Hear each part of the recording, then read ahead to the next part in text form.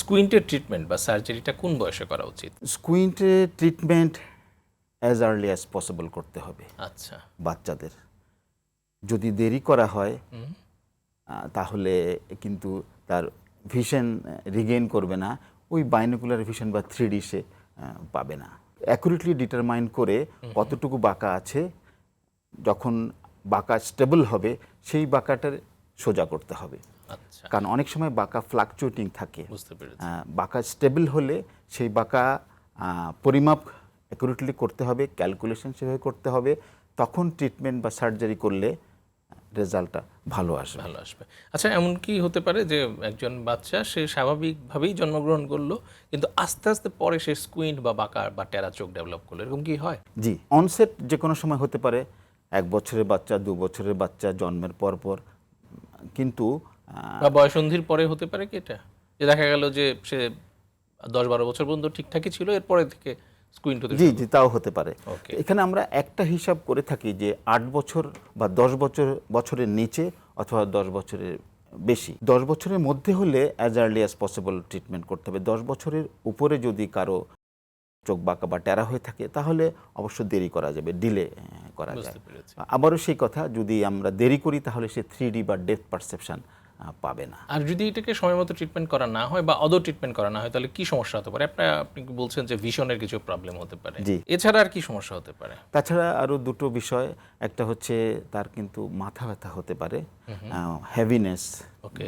সে খারাপ ফিল করবে, হ্যাঁ। পড়ালেখা করতে পারবে না, কাছের জিনিস এমনকি দূরের জিনিসও ঠিকভাবে দেখতে পাবে না। দেখতে পাবে না।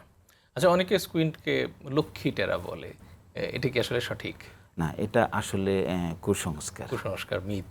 জি জি। আচ্ছা, এটা সাধারণ মানুষের একটা খুব কমন প্রশ্ন যে অপারেশন করলে যে কারেকশনটা কি পুরোপুরি 100% কারেকশন হয় নাকি পার্শিয়াল কারেকশন হয়? অলমোস্ট 100%। অলমোস্ট 100%, মানে একেবারে স্বাভাবিকের মতোই প্রায় দেখতে। জি।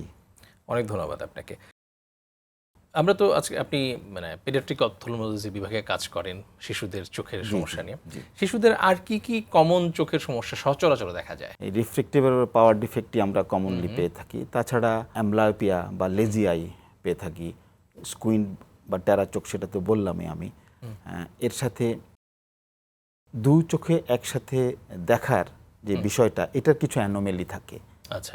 যেটাকে আমরা বাইনোকুলার ভিশন অ্যানোমেলিস বলি।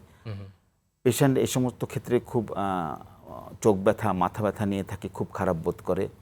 তাছাড়া আরও কিছু কমন সমস্যা আছে, যেমন চোখের অ্যালার্জি, নালি বন্ধ থাকা, আঘাতজনিত কারণে ইনজুরি। আচ্ছা, বাচ্চাদের এই যে চোখের সমস্যার যে ট্রিটমেন্ট বা ম্যানেজমেন্ট, এটার ক্ষেত্রে কি বড়দের সাথে পার্থক্য আছে কিনা? পার্থক্য আছে। কিছু কিছু রোগ বাচ্চাদের বেশি হয়ে থাকে, কিন্তু বড়দের হয়তো হয় না। আবার কিছু রোগ আছে বাচ্চাদেরও হয়, বড়দেরও হয়।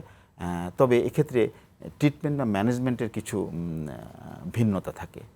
যেমন রিফ্লেকটিভ এরর বললাম, বড়দের ক্ষেত্রে আমার ডিটারমিনেশন যেমন অতটা কঠিন না এবং পাওয়ার কারেকশন করলে সে দেখতে পাচ্ছে, কিন্তু ছোটদের আমি যেটা বললাম, আর্লি ডিটেকশন, আর্লি ট্রিটমেন্ট করতে হবে, তাহলে সে ভিশন রেস্টোরেশনের সম্ভাবনা থাকে, তা নাহলে লেজি আই হয়ে যাবে। বাচ্চাদের কি চোখে ছানি বা ক্যাটারাক্ট হতে পারে?